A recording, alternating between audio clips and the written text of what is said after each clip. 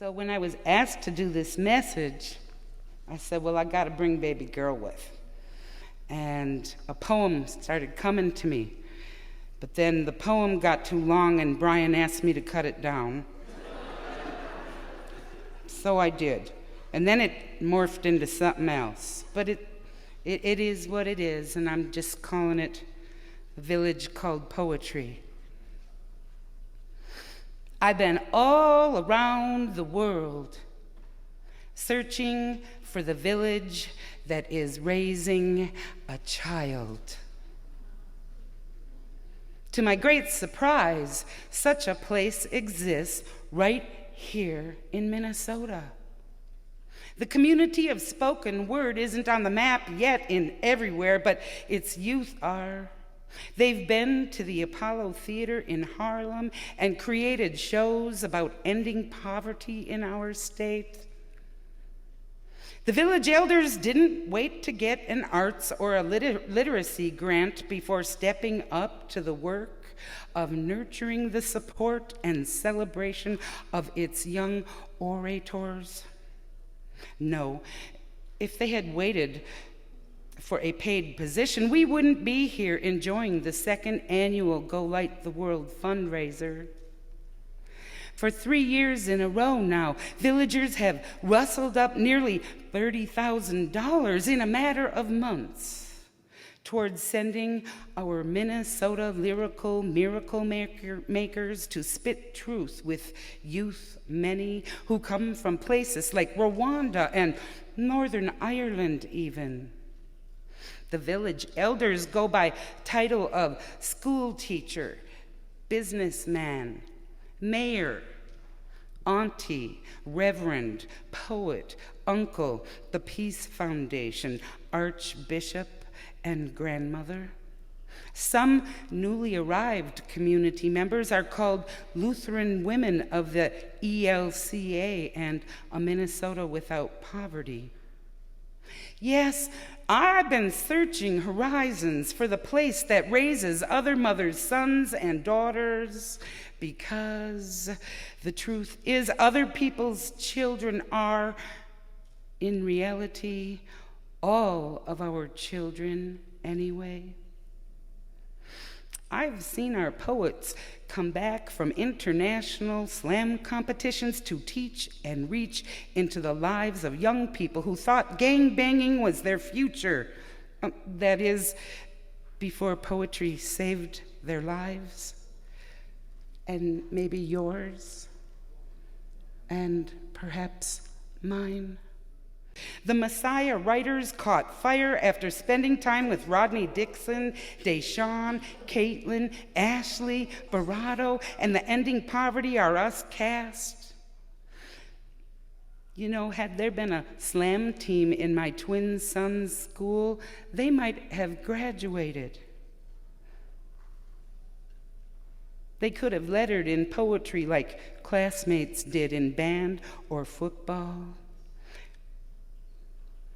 Yes, I've been all around the world searching for the village that is raising a child. I found the village right in my own hometown. Oh, how I wish it had existed when my sons were coming up. The truth is, I'm a bit like a childless mother.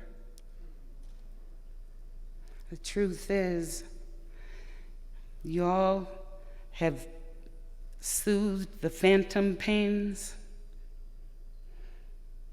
of my own exile from my own sons. I am so blessed. I love you.